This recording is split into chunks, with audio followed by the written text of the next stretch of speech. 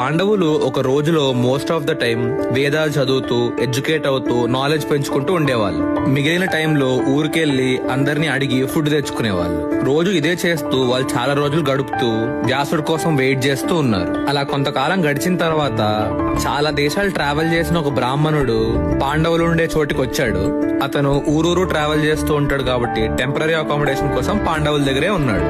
అతను తిరిగిన దేశాలన్నిటి గురించి, అక్కడ జరిగిన ట్రావెల్ స్టోరీస్ గురించి చెప్తూ ఉండేవాడు. పాండవులు కుంతి కూడా చాలా ఇంట్రెస్ట్ తో వినేవారు. అలా చెప్పే కథల్లో ద్రుపదుడి కథ ఒకటి. ద్రోణాచార్యుడి చేతిలో ఘోరంగా ఓడిపోయిన తర్వాత ద్రుపదుడు ఎలాగైనా ప్రతీకారం తీర్చుకోవాలని రగిలిపోయేవాడు. యుద్ధానికి ఇన్వైట్ చేసి ద్రోణుడిని ఓడిద్దామంటే క్షత్రియ బలం ద్రోణుడి దగ్గర ఎక్కువ ఉంది. అలాగే చాలా కఠినమైన నియమాలు పాటిస్తూ ఒక తపస్సు చేశాడు ద్రోణుడు. దానివల్ల బ్రాహ్మణ బలం కూడా ఎక్కువ ఉంది. సో తను ఎలాగో చేయలేడు కాబట్టి ద్రోణుడిని చంపే కొడుకుని కనాలనుకున్నాడు ద్రుపదుడు. కానీ అది దైవ బలం వల్లే సాధ్యమవుతుంది. దానిని సాధ్యం చేయడానికి, దేవతలను మెప్పించే యజ్ఞం చేయడానికి సమర్థుడైన ఋషిని ఎతకడానికి ద్రుపదుడు చాలా దేశాలు తిరిగాడు.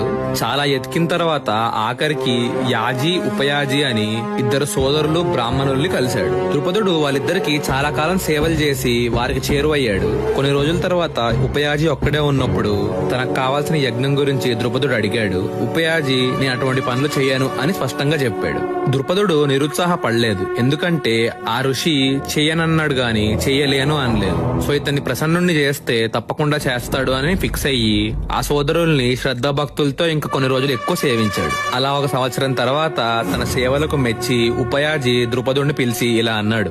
రాజా, నీకోసం నేను యజ్ఞం చేస్తే నాకు ఏదేవో ఇస్తా అన్నావు.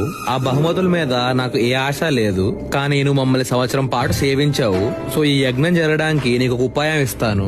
నా అన్నగారు యాజీ ఇలాంటి యజ్ఞం చేయించగలరు. అలాగే అతను నువ్వు ఇచ్చేదానికి కూడా ఆశపడతాడు. అతని గురించి చెప్పాలంటే మేము చదువుకునే రోజుల్లో అడవిలో వెళ్తున్నాము. దారిలో మా ఇద్దరికి కింద ఒక పండు కనిపించింది. వేదాలు కరెక్ట్ గా చదువుకున్నవాడు అలా ఫ్రీగా దొరికిన వస్తువుని వెంటనే తీసుకోడు. అది ఎంత క్లీన్ ఉంది, అది ఎటువంటి ప్రదేశంలో దొరికింది, ఇలా చాలా ఆలోచించి తినాలి. అలాగే జీవితంలో మనకి ఎవరైనా ఏదైనా దానం చేస్తున్నప్పుడు ఏదైనా ఇస్తున్నప్పుడు అసలు మనం అది తీసుకోవచ్చా, ఆ ఇచ్చేవాడు ఎటువంటి వాడు, మనకేమన్నా ఆశిస్తున్నాడా, ఒకవేళ ఆశిస్తుంటే ఆ పని చేయటంలో ఎంత పుణ్యం ఉంది, ఎంత పాపం ఉంది, ఇవన్నీ ఆలోచించాలి. కానీ కొంతమందికి ఆ ఇచ్చే దానం ఒకటే కనిపిస్తుంది, వెనకాల పని కనిపించదు. సేమ్ అలాగే మా అన్న కనిపించిన పండు గురించి ఏం ఆలోచించకుండా తినేశాడు. అటువంటి వాడు ఇతరులిచ్చే వస్తువుల్ని ఏ సంకోచం లేకుండా తీసుకుంటాడు.